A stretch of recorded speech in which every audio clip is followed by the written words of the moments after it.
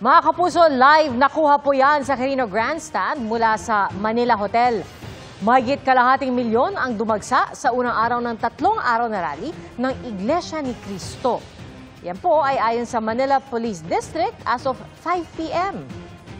May hiwalay ding protesta ang ibang grupo sa People Power Monument sa Quezon City. Ang rally na yan ay para daw ipanawagan ang transparency at paglaban sa katiwalian. Magandang hapon po. Umaraw man o umulan, hindi nagpatinag ang mga dumalo sa unang araw ng 3-day rally ng Iglesia ni Cristo. Ang kanilang panawagan, Transparency for a Better Democracy. At nakatutok live si Joseph Moro. Joseph. Pia Ivan, wala raw hinahangad na pagbagsak ng pamahalaan ang ginagawang kilos protesta ng grupong Iglesia ni Cristo dito sa Quirino Grandstand. Yan ang agad na niliwanag ng isa sa mga ministro ng Iglesia sa pagsisimula ng kanilang programa kanina. UN Avenue, TM Calaw, Katigbak Parkway, napakalayo na po ng sinabot natin. Ito ang panawagan ng mga dumalo sa unang araw ng 3 araw na Rally for Transparency for a Better Democracy ng grupong Iglesia ni Cristo sa harap ng mga anomalya sa flood control projects. Ayon sa Manila City Government, ay as of 4 p.m. ay nasa 300,000 na ang bilang ng mga dumalo, bagaman ayon sa NCRPO ay nasa 1.3 hanggang 1.5 million na katao ang inaasahan nila. Inulan at inaraw na ang mga dumalo na umaga pa lamang ay nagsimula na magsadatingan dito sa Quirino Grandstand sa Maynila. Pero meron din na kagabi pa ay nandito na. May ilan na Ivan at Pia na himatay pero mabilis naman silang natugunan ng mga emergency teams. May ilang personalidad na nakita na rin tayo dito tulad nitong si Senador Dante Marcoleta at ang dating tagapagsalita ni dating Pangulong Rodrigo Duterte na si Attorney Salvador Panelo sa talumpati ng isa sa mga ministro ng Iglesia na si Ginoong Bienvenido Santiago Jr. Ang sabi nila, hindi raw nila hangad na patalsikin ang gobyerno. Ang panawagan nila ay mapanagot ang mga nasa likod ng anomalya sa prosesong naaayon sa konstitusyon. Samantala, ayon kay Manila City Mayor Isko Moreno, bubuksan nila ang 3 gyms sa lungsod, ang San Andres, Dapitan at Del Pan Sports Complex para doon sa mga miyembro ng Iglesia na mag-overnight at sakaling umulan dito sa lungsod mamayang gabi. Narito ang magkasunod na pahayag nitong si Ginoong Santiago at si Mayor Moreno. Nananawagan din tayo na yung mga hakbang na gagawin ay dapat na makatarungan at sang-ayon sa ating saligang batas. Hindi tayo sang-ayon sa anumang solusyon na labag sa konstitusyon. Hindi tayo sang-ayon sa revolutionary government. Hindi tayo sang-ayon sa kudeta. Hindi tayo sang-ayon sa snap election. Hindi natin hinahangad ang pagbagsak ng ating pamahalaan bilang institusyon. Sana maging maliwanag yan sa lahat. Ang nais natin ay ang pagbagsak ng katiwalian. For their overnight stay, if ever there will be spill somewhere, we check our San Andres Sports Complex, Del Pan Sports Complex, and the Dapitan Sports Complex. Kaysa naman na magkasakit yung kapatid nating baka makulanan mamaya. Ano ginagawa niyo pag gano'n?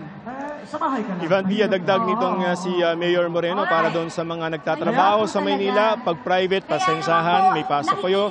Meron din pasok yung LGU. Ang wala lamang ay yung mga estudyante mula elementarya hanggang college. No?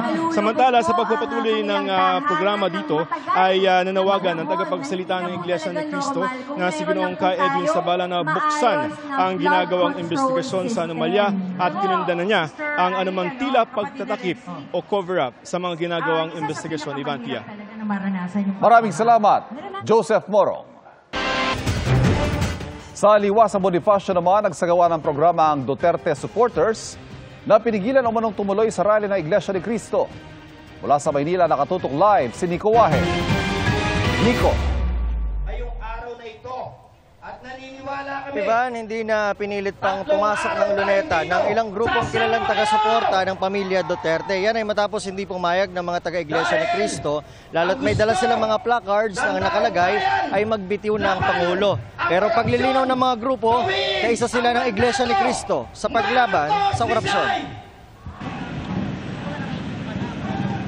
Traffic ang sumalubong sa mga dumalo sa protesta kontra korupsyon sa Luneta sa Maynila. Nagsimula sa Espanya ang mabagal na daloy ng trapiko. Nakuna namin ang ilang sasakyang nakaparada sa mismong underpass na tinuto ng MMDA. Alas 2 ng hapon, nagsimula magtipon sa Plaza Salamanca sa Maynila ang mga nagpakilalang Duterte supporters. Pakikisa raw nila ito sa protesta kontra korupsyon ng Iglesia ni Cristo sa Quirino Grandstand. Pero ang balaksan ng pagpunta sa Luneta, hindi natuloy. Trinay po namin na gumawa ng liham para po magpaalam sa ating mga kapatid sa Iglesia. Ngunit pa rin po nilang tinututulan na kami ay makapasok sa loob at lalo na may nakalagay na BBM design. Dahil may sarili daw po silang programa, kami naman po ay naiintindihan po namin ang sitwasyon. Kaya sumusunod din po kami kung ano po gusto po nila. Hindi lamang po kami tumitingin sa iisang kandidato or sa iisang nakaupo po. Lahat po kung sino po yung mga accountability po talaga doon sa mga proyekto pong yun, makurakot po talaga na magnanakaw. Hindi na rin pumilit pang pumasok ang grupo sa Luneta at dumiretso na lang sa Liwasang Bonifacio at doon nagsagawa ng programa. Sinusubukan pa namin kunin ang panig ng INC. Magandang hapon, Pilipinas! Tahanan sa lungsod ng Maynila na maisog, di ba?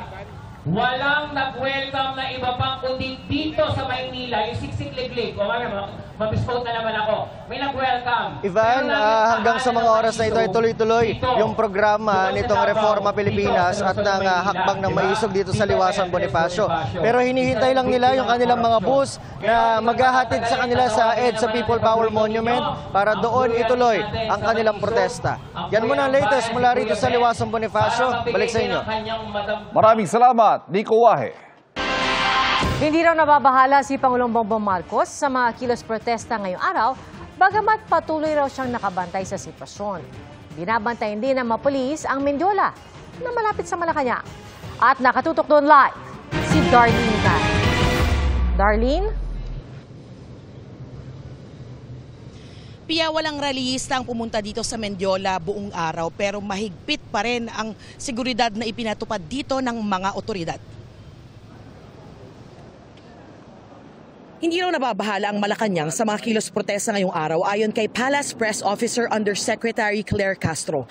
Pero nakahanda raw ito sa anumang maaring mangyari. Sabi ni Castro, nakamonitor si Pangulong Bongbong Marcos mula sa Malacanang. Malaking event at kinakailangan din pong mag-monitor ng Pangulo, hindi para lamang sa mga pagbabanta, di umano ng iba, ang destabilization, but syempre kailangan niya madinig kung ano ba yung mga nais pa ng mga kababayan natin na magawa ng gobyerno. Paglilinaw ni Castro, maayos ang relasyon ng Pangulo at ng Iglesia ni Cristo na inendorso ang Pangulo noong nakaraang eleksyon. Wala naman po kasi sa kanila na namamagitan na anumang negatibo. Dahil hindi naman nila mismo Pangulo ang direksyon ng kanilang mga rally, kundi yung corruption mismo. So may mga pag-uusap, siguro po naniniwala naman po ang INC kung ano ang ginagawa ng Pangulo. Pinakita naman din po ng mga miyembro ng INC na sila po ay laban sa korupsyon. At yan din naman po ang daan na tinutungo ng Pangulo. Hindi kasama ang Mendiola sa mga lugar kung saan may programa o pagkilos ang mga nagrally ngayong araw. Gayunman, buong araw ang pagbabantay ng mga pulis dito lalo't malapit ito sa Malacanang. Puro concrete at steel barriers ang Mendiola Peace Arc. Marami ring pulis, traffic enforcers at ibang kawani ng LGU ang nakapwesto sa palibot ng Mendiola. May nakastandby rin na ambulansya at truck ng bumbero. Sa isang pahayag, pinabulaanan ni Acting PNP Chief Jose Melencio Nartates Jr. ang kumakalat na post sa social media na maraming tao at nagkakagulo rito sa Mendiola. Tinatawag niya itong posibleng coordinated activity at online manipulation na tila raw sinasadyang palalain ng sitwasyon para magdulot ng takot. Tinutugunan at iniimbestigahan na raw ito ng PNP. Ilang babae ang nagdasal ng rosaryo sa arko para raw sa kaligtasan ng bansa.